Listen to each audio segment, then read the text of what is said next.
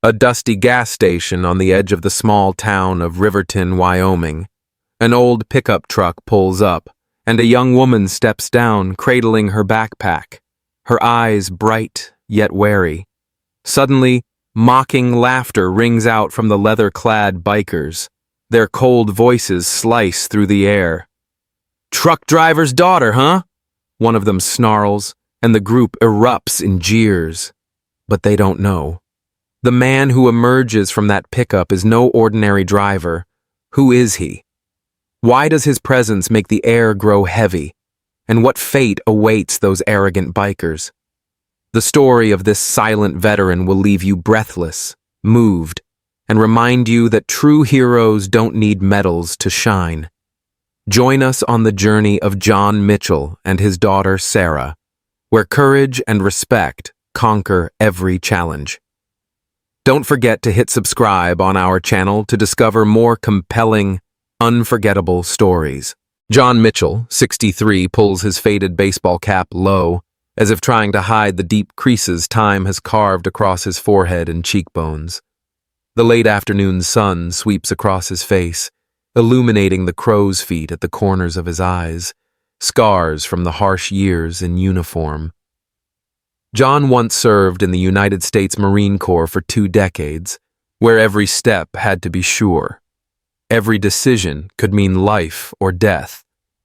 After years of serving the community in his own way, he climbed into the driver's seat of his 2005 Peterbilt, a last debt paid off 3 years ago. Since then, the long highway has been more than a job. It's a gift he gives to himself and to Sarah, his only daughter, the final pillar of strength after his wife, Emily, succumbed to cancer 6 years earlier. Each morning, John wakes before dawn can break. The rumble of the truck horn outside their small home serves as a constant reminder. Life waits for no one.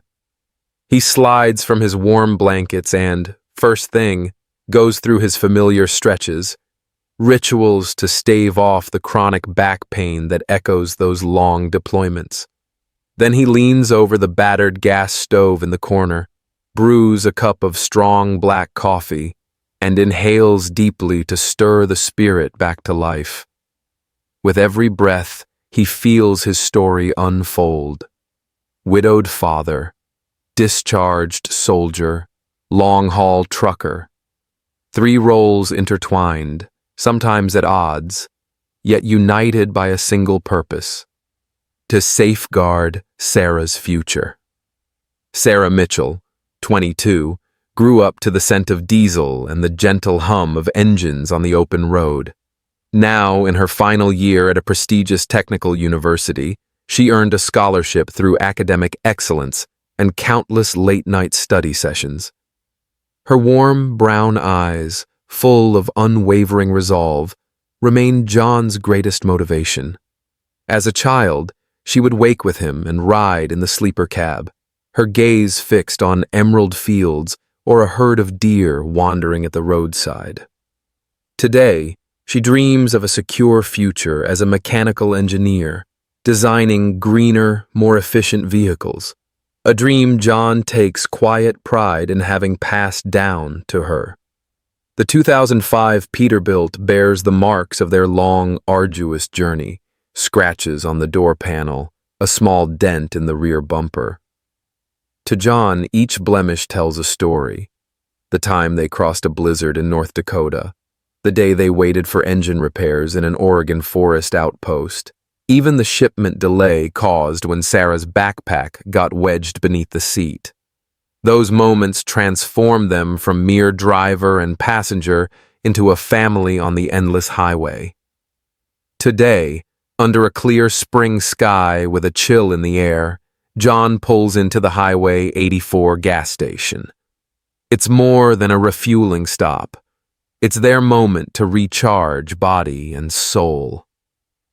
He steps out onto the asphalt, still damp with morning dew. His cap shadows his salt and pepper hair, and his worn denim jacket sways with each step. In his hand, a bottle of water and a sweat rag. simple tools, yet inseparable from every mile they've traveled. Sarah sits in the passenger seat, quietly jotting down notes in her small notebook. Today's schedule, order details, thesis progress, and the numbers that weigh on her mind. When she looks up, her father's gaze and gentle smile renew her strength. Nothing in life surpasses hard work and determination. No words are needed, just that understanding glance, honed over thousands of miles together. But today, this peaceful station brings an unexpected challenge. As John approaches the fuel pump, the tire pressure gauge emits an urgent beep, pressure dropping faster than it should. He crouches to inspect and mumbles his calculations. The front tire on one side seems to lose air unusually quickly. Under the pale sun, he spots a tiny cut in the tire, about a 1/4 millimeter deep, enough to cause a blowout at highway speed. Every long-haul driver knows this scenario. A sudden tire failure in the middle of nowhere, where even a minute's delay can upend the entire schedule. John lifts his phone, ready to call roadside assistance, but the signal in this area flickers. A memory flashes of his service days, when every second counted and hesitation could have dire consequences. He inhales deeply, steadying himself. Now is not the time for panic. He catches Sarah's eye and nods. She immediately understands. He will handle this. She closes her notebook and joins him beside the truck, studying the cut. Her hand trembles slightly, but her heart is set. If her father needs help, she will not back down. John opens the trunk and retrieves his trusty roadside kit. A few tire plugs, sealing compound, a hand pump, and a small flashlight. Age may have touched his hands, but it won't slow him. He applies compound around the cut, inserts a plug, and seals it with a thin layer of adhesive.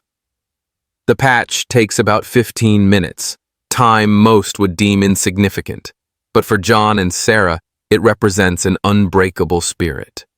When he pumps the tire back to pressure, the gauge reads nearly normal. They both exhale in relief. The first challenge overcome, yet a flicker of worry remains in John's smile. He knows the road is long and unpredictable. He looks at Sarah and hands her the water bottle. His eyes shine with pride. She is no longer a little girl in the sleeper cab. She has become a true partner, sharing the weight of their journey. As sunset descends, the station grows busier. The symphony of pumps, footsteps, and stray conversations fills the air. It's the soundtrack of life on the road. John makes a final inspection, from rear tires to undercarriage, then nods in satisfaction. He casts an encouraging glance at his daughter. "Let's keep going." Sarah smiles and gently touches his hand, a gesture rich with warmth and trust. The Peterbilt's engine rumbles to life, rolling away from the station. Inside the cab, John and Sarah remain silent, yet they share a knowing. Tomorrow they will continue their travels, not merely to deliver freight, but to nurture the invisible thread called hope. Hope that through their small contributions, Sarah will reach her dreams, and that John, even at 63, proves a life of service extends far beyond the battlefield, through every mile, every shared moment, and every test they face together. Sarah leaps from the truck, fumbling the cap off her water bottle and tipping it to her lips. Then she calls back over her shoulder, "I'm grabbing water, Dad." Her voice rings softly through the quiet of the gas station, a familiar cue John has heard 1,000 times. He nods, bends to open his logbook, an ingrained ritual from his days in uniform, recording miles driven, departure point, and destination, keeping every detail under control. In that moment, he feels the safety of numbers arranged neatly in their circle, each fact in its proper place. But suddenly a shrill laugh shatters his thoughts. At least 5 voices, young men with shaved heads and glinting black leather jackets patched with skulls, lurking around the convenience store. They stroll slowly, confident, as if daring any passerby to challenge their chosen path. John narrows his eyes. The peaceful pause he and Sarah sought has become a dangerous performance stage, where strangers fresh from a bar or club prowl for dominance. Sarah emerges from the store, 2 bottles of water swaying in her slender hands. The earlier cheer vanishes from her face the moment her gaze meets the bikers. Instantly they straighten, tattooed hands drifting to throttle grips, their stares cold and hungry, like wolves sensing prey's fear. The largest among them, thick goateed, sleeves covered in ink, steps forward to block her exit. His voice is low and threatening. "Hey, kiddo, where are you rushing off to?" A mocking snicker echoes behind him. Another biker raises his phone, ready to record any reaction. Sarah takes an unconscious step back, the bottles trembling in her grip. Her heart races, each beat pounding against her chest. The thin tee she wears offers no shield against the bone-chilling chill of this moment. From the cab, John looks up to see his daughter pinned before the strangers. Sarah's shoulders stiffen, her face draining pale. Inside him, the instincts of father and Marine surge, blood roaring like a flame about to burst. He recalls the steel discipline of his corps days, standing watch through the darkest nights, eyes locked on the target, ready to act at a heartbeat's notice. Now the one he must protect is not a comrade in arms, but Sarah, his family's last fragile shoot. Without hesitation, John stuffs his notebook into his back pocket and charges from the cab. The engines roar and the bikers' startled shouts echo his stride. Though well into his 60s, his steps retain the hardened resolve of a battle-tested warrior. His worn leather boots slap the asphalt, demanding attention. The bikers swivel to face him, a salt and pepper-haired man, lean yet formidable, eyes as calm as ice. Before he closes the distance, John sees the lead biker's hand drift toward a folding knife at his hip. But 2 decades of military experience tell him, weapons alone do not decide outcomes. Formation and resolve matter more. He stops a few paces from his daughter, locks eyes with the man, and, in a calm yet commanding voice, orders, "Drop the knife." Time freezes. The biker hesitates, blinking rapidly as John's voice's weight bears down on him. His companions fall silent. Phones lower, fingers pausing on record. Sarah, standing behind her father, seems to find courage again as she sees his unwavering stance. Moments tick by in heartbeats, then the biker's arm slackens, the knife clatters to the pavement, its fall loud in the hush. John bends to retrieve it, placing it by the curb's edge, eyes never leaving the young man. The biker murmurs to his buddies, the group reels back, turning away into the gathering dusk, leaving behind an atmosphere as tense as a storm just passed. John turns to Sarah. His gaze softens. He speaks gently. "Are you okay?"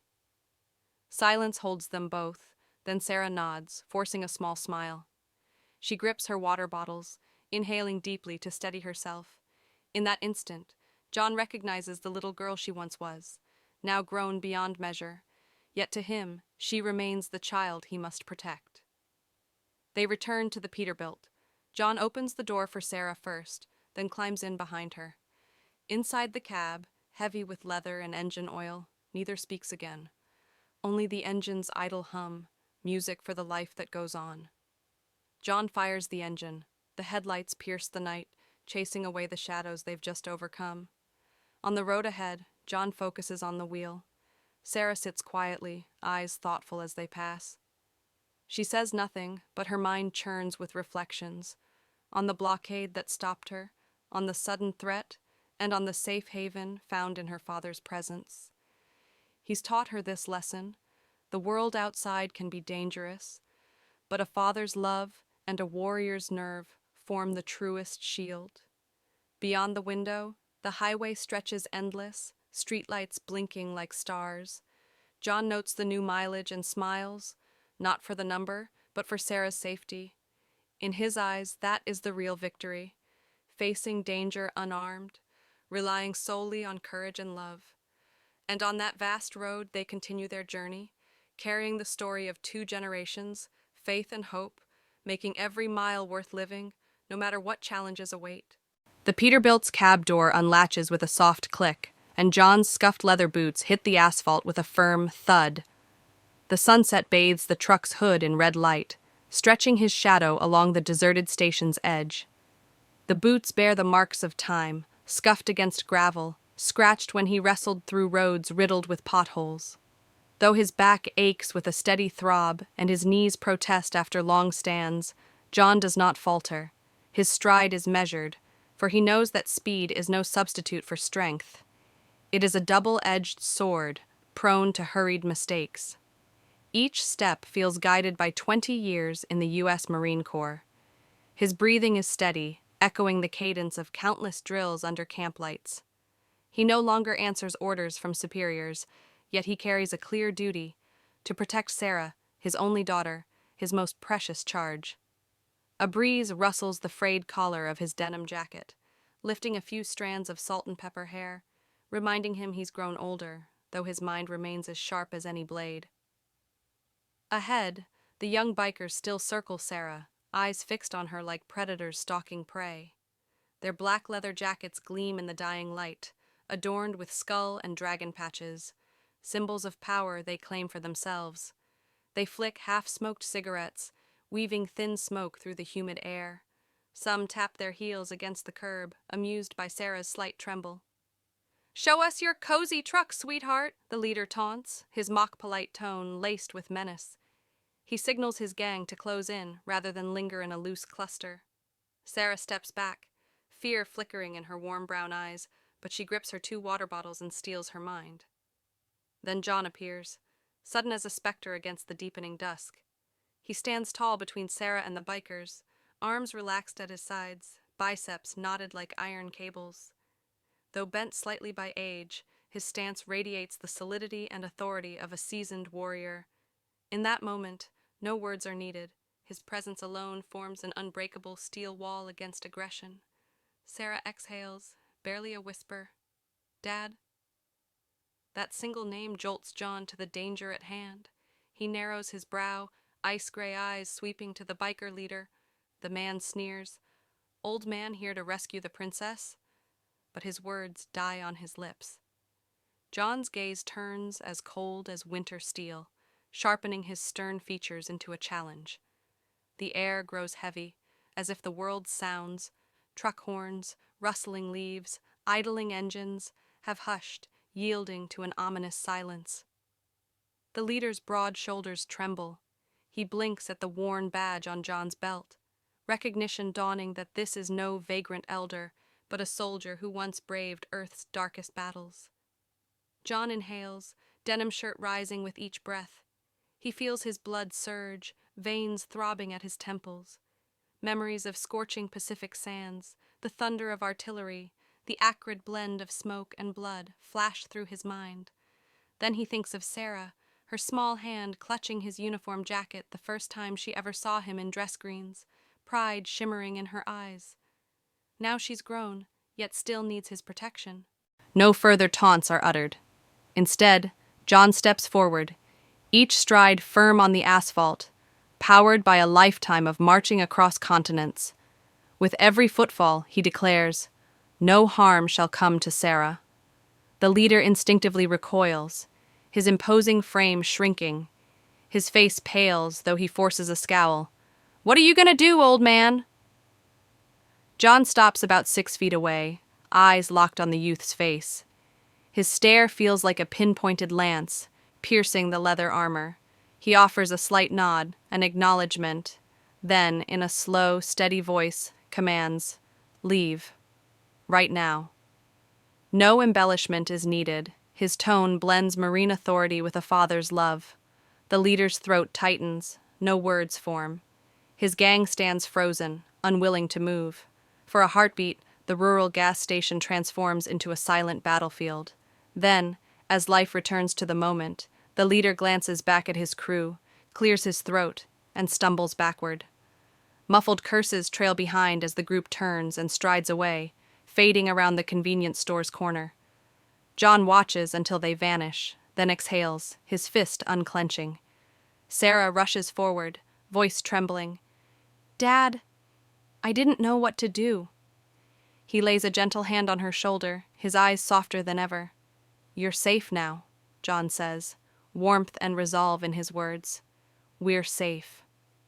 Under the cab's dim glow, father and daughter stand together, gazing at their faithful 2005 Peterbilt as though it were kin. John glances into the dark beyond the cab, where the confrontation just passed, then back at Sarah. He manages a faint smile, despite every tendon in his body begging for rest. That weariness pales before the relief of her safety. They climb back into the cabin, the logbook left open, ink still fresh. John closes it, flipping through pages until marking today as special. Not for miles logged, but for the ordeal they overcame. Sarah settles into the passenger seat, pride and affection shining in her eyes. John fires the engine. The growl echoes boldly into the silent night. Through the windshield, the western highway unfurls like a silver ribbon, streetlights blinking like stars. John rests his hand on the wheel, gaze ahead, heart resolute. No matter the trials to come, he will remain Sarah's steadfast shield. For above all, nothing is stronger than a father's love.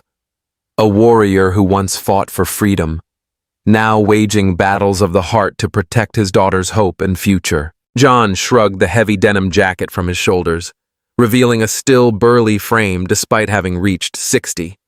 The fitted gray t-shirt bore the faded emblem USMC, United States Marine Corps, blurred by time yet unmistakable. The late sun danced across the worn fabric, recalling the youthful days when he donned navy blue fatigues. As his sleeve rode up, the scars told their stories. A long gash from wrist to elbow, the remnant of shrapnel that lodged without taking his life. A circular mark near his left shoulder, a painful souvenir of a bullet that pierced flesh and tested his courage. Each scar spoke of Najaf, of nights shepherding Marines through narrow streets, where gunfire's thunder echoed at every turn. In that tense hush, the bikers fell silent. Their earlier swagger shattered like glass under the sunset's glow. The ringleader, a heavy-set man with a bushy goatee and a dragon tattoo coiling around his arm, gaped at the three-letter code on John's chest. USMC. Older than the rest, his face lined with age, he muttered to his crew, "Don't mess with him. He's Marine Corps." Still, the leader forced a smirk, thrusting out his chin toward John. "Nice shirt, Grandpa. Thrift store find?" His sarcasm hung in the air, but John remained wordless. His very presence, solid build, unflinching stare, seeded silent fear in their hearts. A father, a former Marine, wielded authority not by words, but by the disciplined aura of battlefield experience. The long shadows of father and daughter stretched across the cracked concrete. Sarah stood behind him, motionless as stone, her warm brown eyes flickering with trust and dread. She longed to step into her father's protective shield, but her small feet felt frozen by the dramatic scene. Just then, a civilian by the adjacent black SUV froze at the pump. In plaid shirt and jeans, he glanced swiftly at John, then at the bikers. His voice rang out calm and measured, like a benediction. "You boys ought to back off. That's John Mitchell. He carried 6 Marines out of Najaf, hauling 2 under fire." The words echoed through the gas station as if broadcast by an invisible loudspeaker. The bikers froze, disbelief turning to shock, then to panic. The man raising his phone to record dropped it mid-lift, eyes tracing the USMC insignia as though finally grasping the storied valor behind it. John's sole weapons, his emblem and his scars, had become irrefutable proof of courage and honor. John did not smile, nor gloat. He simply stood tall, chin lifted, surveying the young men before him. The taut muscles beneath his weathered skin remained coiled, ready for a counterstrike if needed. Yet it was his measured calm that proved most formidable. A soldier who knew when to speak and when to stand silent. The bikers began to retreat, backs hunched, eyes cast downward. Their steps were unsteady, uncertain which direction offered safety. The leader hesitated, casting one last glance at John and Sarah, then turned away, muttering indistinct curses. None dared to look back again. When the final shadow of the group vanished around the convenience store's corner, stillness reclaimed the station. A gust of wind swirled through the cracks, carrying a few crisp leaves along. John inhaled deeply, his t-shirt rising with the breath, marking the aftermath of their skirmish. He stooped to pick up the battered biker cap that the ringleader had dropped in his retreat, a broken token of misplaced arrogance. Sarah stepped forward, her hand trembling as she touched his shoulder. "Dad, I didn't know what to do." John turned gently, his eyes soft yet steady as he met hers. He placed the cap atop the truck's hood, then bent to support her so she need not bear her own weight. "You're okay now, right?" he asked, voice warm as a summer brook in drought. Sarah nodded, eyes glistening. I'm okay." She drew a deep breath, steadying her racing heart, and realized that however the world might threaten her, her father would always stand as the unbreakable wall shielding her. John smoothed her t-shirt, wiping away creases and sweat. He shrugged the denim back onto his shoulders, straightening the collar with care. In that simple gesture, the discreet salute of a father and former Marine, he conveyed their safety, the trial passed, and the journey resumed. He opened the cab door, ushered Sarah in first, then climbed aboard beside her. Inside the cramped cabin, only the faint hiss of the dying radio and the scent of leather and diesel filled the air, yet they felt each other's warmth, the steadfast bond of parent and child.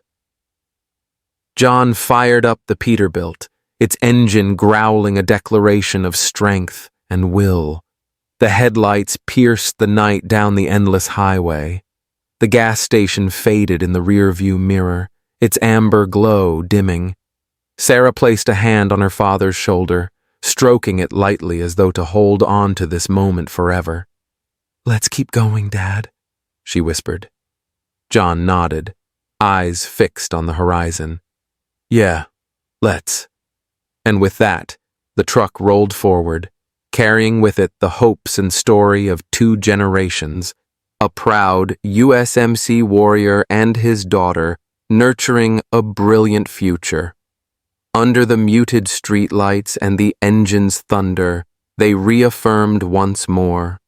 Though challenges may arise unbidden, love and courage remain the sturdiest shield, guarding all who dare to dream and press on.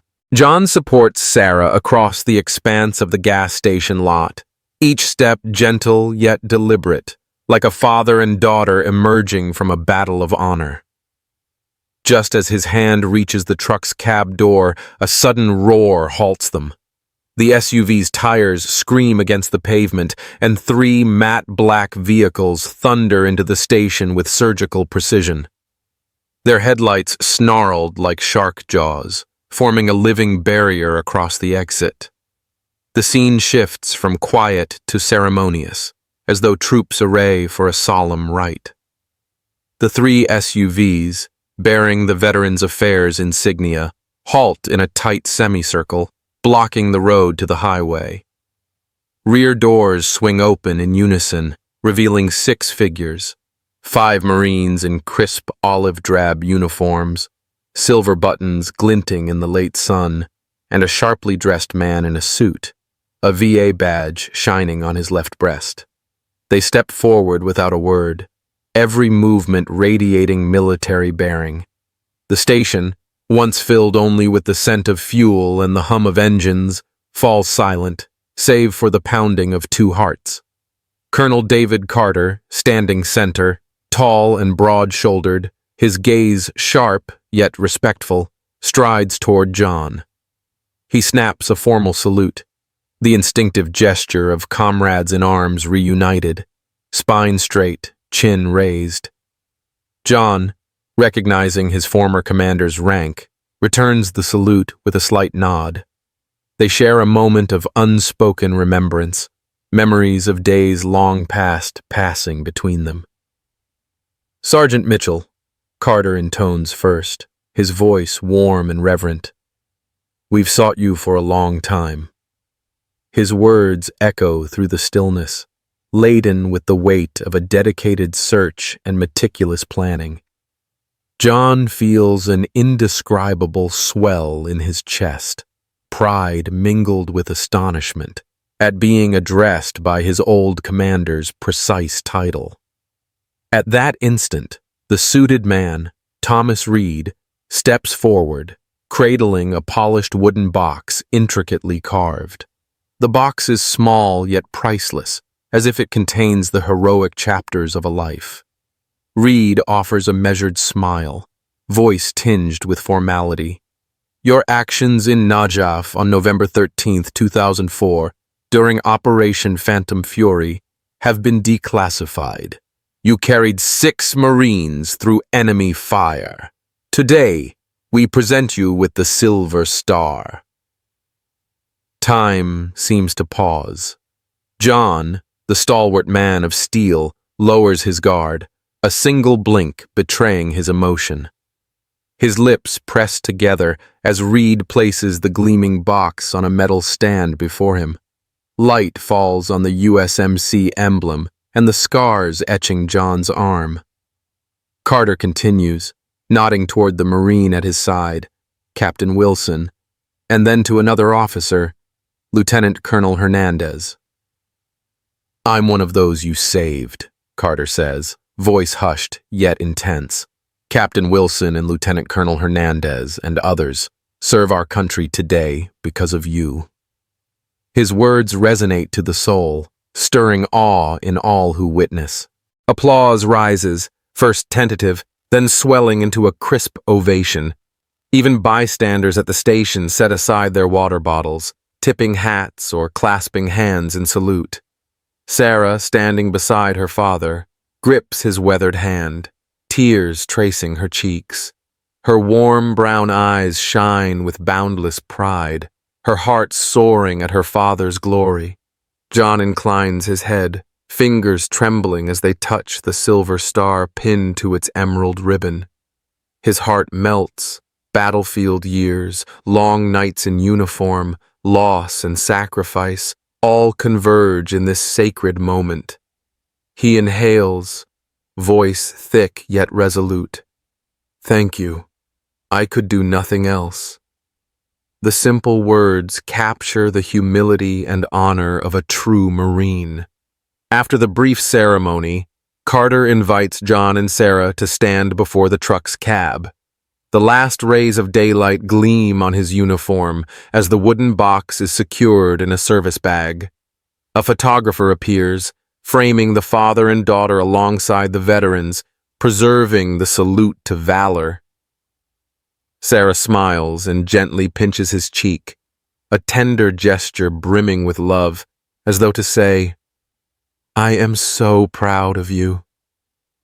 Colonel Carter places a hand on John's shoulder in heartfelt thanks. You deserve this honor. Thank you for living and fighting for us. John meets his gaze, eyes rich with shared history, then turns to Sarah. This journey wasn't just for me to receive recognition. It's for you to know, no matter how hard the road ahead, hold fast to your courage. Sarah nods, her eyes glittering with belief. As the veterans depart, their engines fading beyond sight, John guides Sarah back to the cab. He opens the door, seating her beside him, then climbs into the driver's seat. Inside, the silver star rests prominently on the dash, a bright emblem etched into the story of his life. Sarah strokes the metal, then nestles against her father's shoulder. A moment of warmth and home. The engine rumbles to life, the Peterbilt's roar affirming strength and unbreakable will. Under the highway's dim streetlights, father and daughter continue their journey, carrying not just cargo and schedules, but a renewed faith that honor and bravery, when recognized with solemn respect, inspire anyone bold enough to live for a cause. And for America's audience, John Mitchell's story is more than that of a long-haul driver. It is a vivid testament to the veteran spirit, courageous, humble, and bound by the unbreakable bond of family. Lieutenant Colonel David Carter pivots, his gaze turning as cold and unyielding as steel when he fixes the bikers with his stare. Without a single wasted word, he enunciates deliberately, "You owe Sergeant Mitchell and his daughter an apology." The hum of the truck's engine and the whisper of the breeze fall silent, yielding to the weight of his command. The ringleader, still shaken by the invisible force of John's USMC emblem and the scars on his arm, steps forward, voice trembling. "Sir, we didn't know. I'm sorry. My uncle was a Marine. He'd be ashamed of me." John simply stands there, his expression deep and calm, devoid of anger. Finally, he speaks in a warm yet compelling tone. "Live better, for your uncle's sake as well." His words carry no bitterness, only a message of responsibility and honor, values a Marine never abandons. The bikers lower their heads, wordlessly departing and leaving a hush like fallen leaves drifting to the ground. But John Mitchell's story does not end there. Immediately after the medal ceremony, a gas station attendant, a former Marine himself, captured the historic moment on his worn phone. The brief video, just a few dozen seconds long, records Colonel Carter pinning the silver star on John, Sarah gripping her father's hand, and the bikers bowing in apology. Posted that very day to the station's social media, it went viral within hours, amassing millions of views, shares, and comments. The hashtag #HadUnsungHero trended everywhere, from Twitter to Facebook to Instagram, as people shared the tale of the veteran-turned-trucker who stood firm to protect his daughter. Just 1 week later, the highway town decided to honor John and his fellow veterans in a special way. At the very pump where John once stopped, locals erected a commemorative plaque, a chestnut-stained wooden frame engraved with words praising courage and service to the community. It bears the name John Mitchell, alongside a replica silver star with the inscription, "For silent sacrifice and unwavering fatherly love."